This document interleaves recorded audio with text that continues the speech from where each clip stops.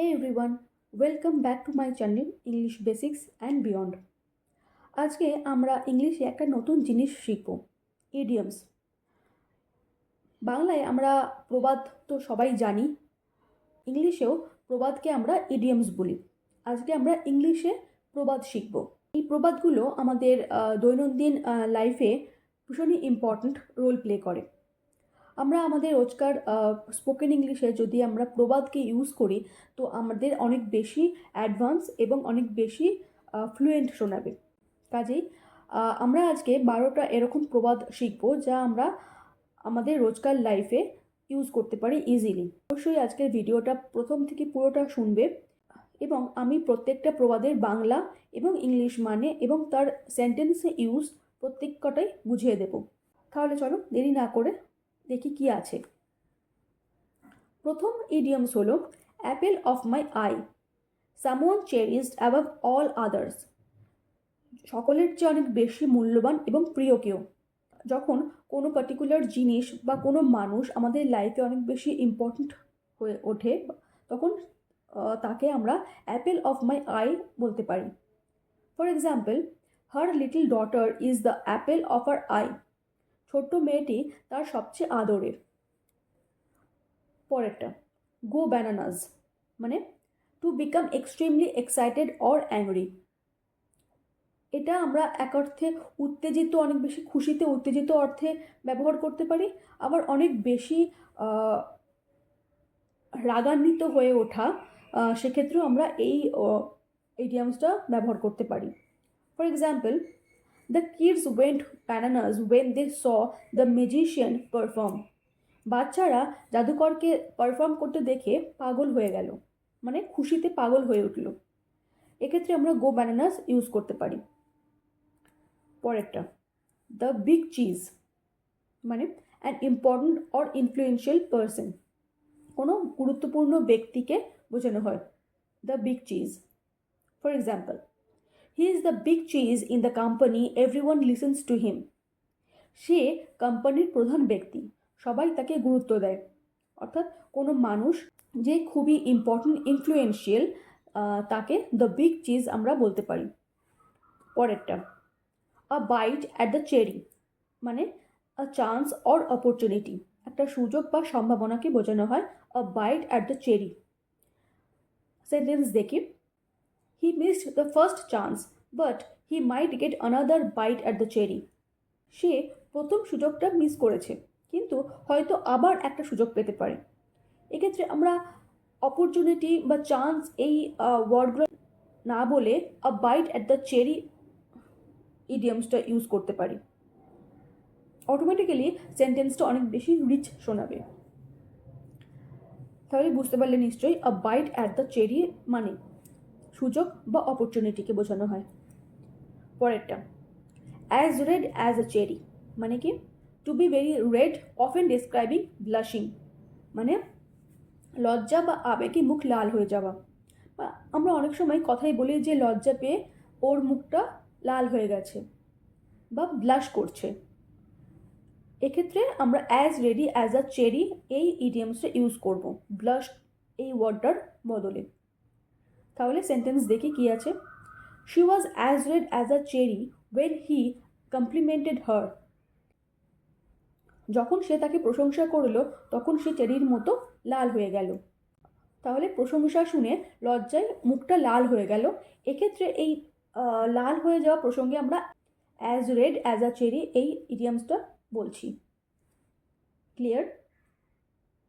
Okay, next, two compare apples and oranges. To compare to things that are very different.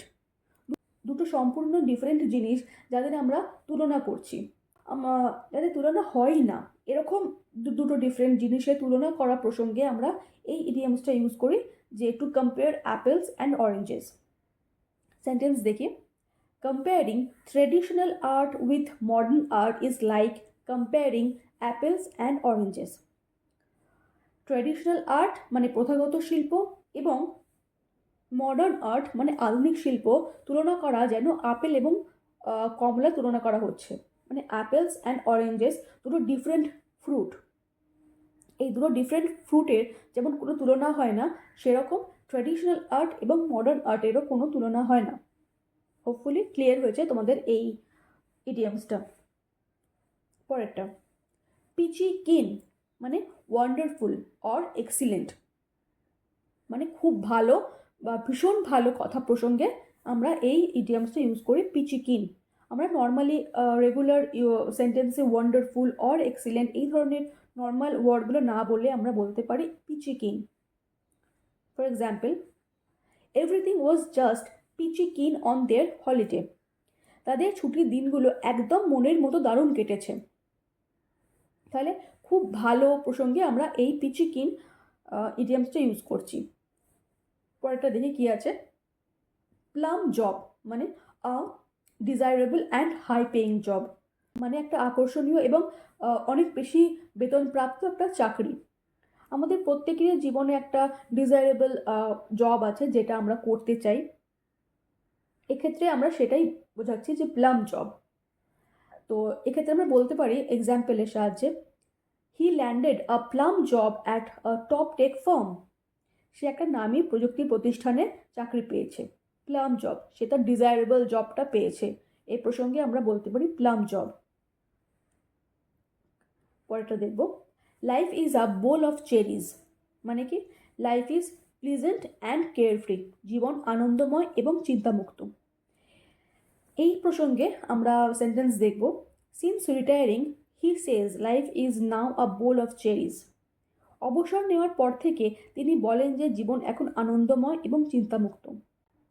পরেরটা দেখব, as nutty as a fruit cake, to be eccentric or crazy, eccentric মানে কি অস্বাভাবিক, মানে পাগলের মতো আচরণ করা, ক্রেজি। সো এক্ষেত্রে কি না, she has some strange ideas, some people say she is as nutty as a fruit cake, তার কিছু আজব চিন্তাভাবনা আছে যার জন্য অনেকে তাকে বলে কি যে একদম সে পাগলের মতো আচরণ করছে বা তার স্বভাবটা একদম পাগলের মতো। As nutty as a fruit cake, অর্থাৎ অস্বাভাবিক এবং পাগলের মতো আচরণ করা বিহেভিয়ার যাদের এরকম, সেই ক্ষেত্রে আমরা এই ইডিয়ামস ইউজ করব। পরেরটা দেখব, টপ ব্যানানা মানে the most important person in a group or organisation, কোনো একটা পার্টিকুলার গ্রুপে বা অর্গানাইজেশনে যখন কোনো ইম্পর্ট্যান্ট ব্যক্তি থাকে তাকে ইন্ডিকেট করতে আমরা টপ ব্যানানা ইউজ করতে পারি এই ইডিয়ামসটা। যেমন, he became the top banana in the company after years of hard work, বহু বছরের কঠোর পরিশ্রমের পর সে কোম্পানির প্রধান ব্যক্তি হয়ে উঠল। তাহলে টপ ব্যানানা হচ্ছে আমাদের কোনো পার্টিকুলার গুরুত্বপূর্ণ ব্যক্তি বা কোনো গ্রুপ বা কোনো পার্টিকুলার জায়গার।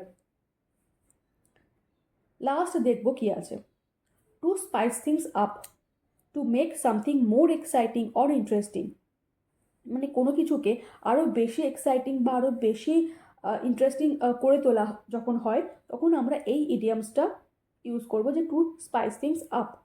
For example, let's add some music to spice things up at the party, আসুন পার্টিতে কিছু গান যোগ করে পরিস্থিতি আরও বেশি আকর্ষণীয় করে তুলি বা আরও বেশি ইন্টারেস্টিং করে তুলি। আশা করি তোমাদের কাছে ক্লিয়ার হয়েছে। আরও একটা সেন্টেন্স দেখব, he told a funny story to spice things up at the dinner, তিনি রাতে খাবার সময় পরিস্থিতিটাকে আরও বেশি আকর্ষণীয় করে তুলতে একটা ভীষণ ফানি গল্প শোনালেন। তাহলে কোনো একটা পার্টিকুলার সিচুয়েশনকে অনেক বেশি এক্সাইটিং করে তুলতে আমরা এই ধরনের ইডিয়ামস ইউজ করি, টু স্পাইস থিংস আপ। তাহলে হোপফুলি আজকে তোমাদের এই লেসনটা অনেক বেশি হেল্পফুল হয়েছে।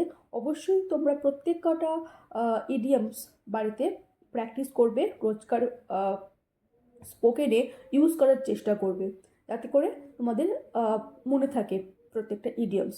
তাহলে এরকমই আরও ইন্টারেস্টিং টপিকের ওপর ভিডিও পেতে অবশ্যই আমার চ্যানেলকে সাবস্ক্রাইব করো, ফলো করো এবং লাইক করে দিও।